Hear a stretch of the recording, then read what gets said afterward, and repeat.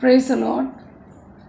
Today we are going to study lesson number 21, Christian baptism. Objective of the lesson is to learn that all those who are born again through faith in Jesus Christ must obey the commandments of God and be baptized by the immersion in water in the name of the Father, the Son and the Holy Spirit. And you have to refer the Bible portion, Matthew chapter 28, verse 18 to 20, John chapter 3, verses 22 to 23.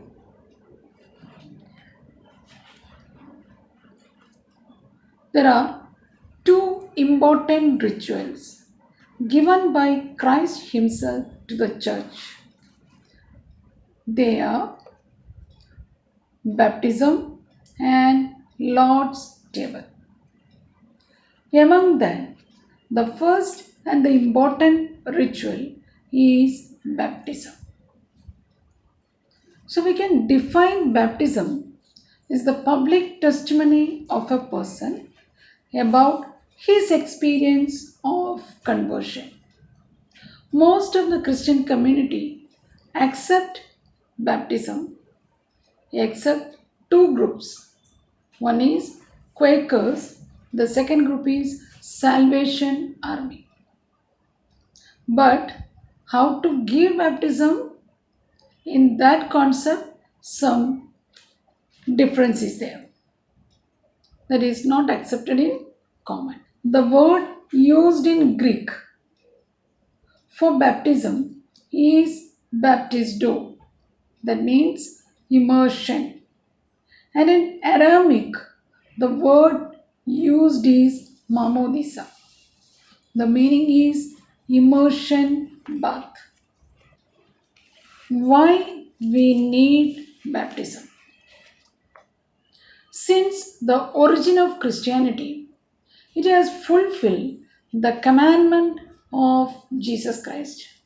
We can see that Great Commission in Matthew chapter 28, verse 19 to 20. We read like this: Therefore, go and make disciples of all nations, baptizing them in the name of the Father and of the Son and of the Holy Spirit, and teaching them to obey everything I have commanded you. So, this is the Great Commission given by Christ Himself. We know all human being who is born from Adam is with the nature of sin. According to Bible, the wages of sin is death. Man receive the remission of sin through the faith in Jesus Christ. Hence, he dies to sin. According to Paul, we can see in Romans 6 3 to 6. Or don't you know that all of us who were baptized into Christ Jesus were therefore buried with him through baptism into death, in order that just as Christ has raised from the dead through the glory of the Father, we too may live a new life. So this is what Paul says. So according to Paul, we can define baptism as the union of Christian in the death of Christ and resurrection. That means a person is identifying with the death and resurrection of Christ. In Galatians 3:27, we can see that all of you who were baptized into Christ have clothed yourself with Christ. So through baptism, a person is clothed with Christ. That's why in Peter 3:21, we see that baptism is not for removing the dirt of the body, but he receives a good conscience towards God. Let us see, when did baptism begin? In scripture, we see John, the son of Zachariah, the priest, first doing baptism. Hence, he is known by John the Baptist. It is not the idea of John the Baptist regarding baptism. John initiated baptism by the counsel and the will and the ordination from God. That is the reason why we can see that when Christ came for baptism, he submitted himself to be baptized by John so that the righteousness of God might be fulfilled. Later we can see Christ himself baptized his disciple. So in short, baptism is the counsel of God. It is ordained by God. It is commanded by Jesus Christ. And it is a doctrine of apostle. And it was a practice of first century church. Those who accepted Jesus Christ as a personal savior cannot avoid baptism.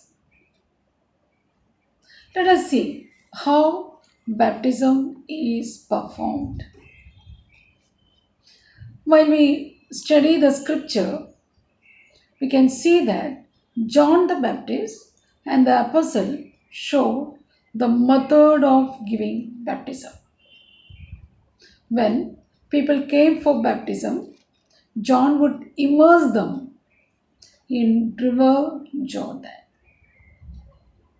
And when we meditate the other scripture portion, we can see when there was less water, John shifted the baptism to another place, that is Aenon, where there was much water. The same incident we can see in the case of the baptism of the finance minister of the Queen of Ethiopia. The eunuch was traveling in a chariot. Philip explained or shared the gospel. When he saw a place near the water, the chariot was stopped there, and both Philip and the eunuch went into the water, and Philip baptized the eunuch, the finance minister of Queen of Ethiopia. If baptism could be done by sprinkling of water, they could have been done in the chariot itself. So, from all these incidents, one thing is clear, that immersion was the method for baptism.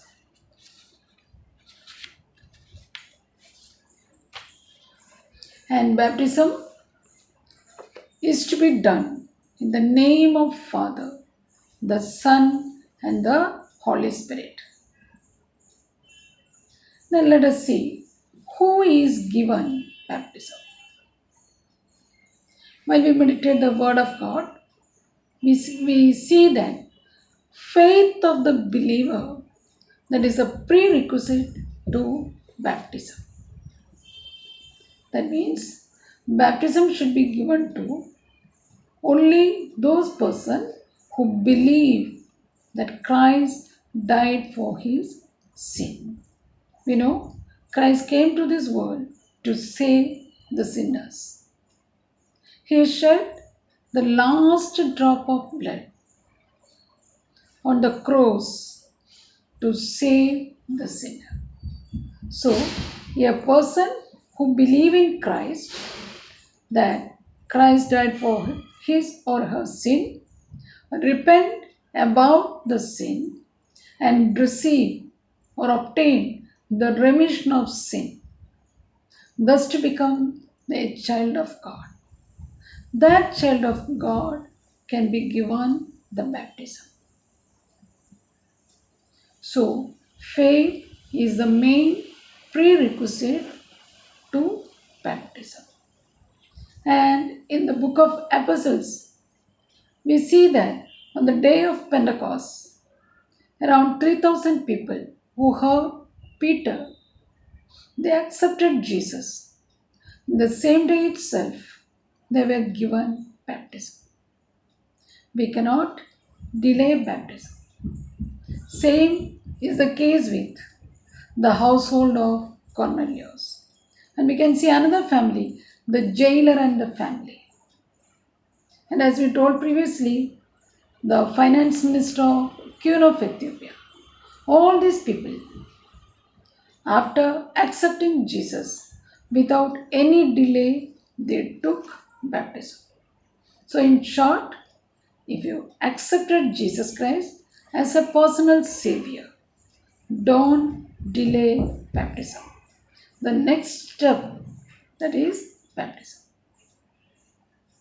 And one more thing regarding the baptism, does baptism give remission of sin? We saw the only way of salvation, that is through Jesus Christ, or we have to believe in the sacrificial death of Christ. Then only we can obtain the remission of sin. No other shortcut for salvation. No other name we can see in the Bible also. So, baptism is not for the remission of sin. We can see the child baptism that is done in Episcopal churches. So, before baptism, on behalf of the child, Godfather will say, or he will confess that he is leaving Satan and accepting Messiah. So, this is a clear evidence. We can see that baptism is to be given to those who have confessed their sin. That's the reason Godfather is confessing on behalf of that child. So, it is very clear that baptism is given not for the remission of sin. So, the first and foremost thing we have to do is accept Jesus Christ as our personal Savior. Dear children, have you accepted Jesus as your personal Savior? Have you died to sin? If you died to sin, the very next step is baptism. We know that a dead person, we cannot keep a dead person and we cannot bury a live person. Both the case, that is, government will punish us. That is a crime. If you, once again I would like to repeat, if you bury a live person and if we keep a dead person for a long time, both the cases are crime. Same way, if you die to sin, we have to, that person have to identify with the burial as well as resurrection of Christ. And if a person is unsaved, that means we cannot give baptism to unsaved person. So dear children, if you die to sin, surrender your life today itself so that you can step to the next doctrine, that is baptism. May God bless you all to do that. And today's memory verse, that is Mark chapter 16, verse 16. Whoever believes and is baptized will be saved, but whoever doesn't believe will be condemned. May God bless you all. Thank you.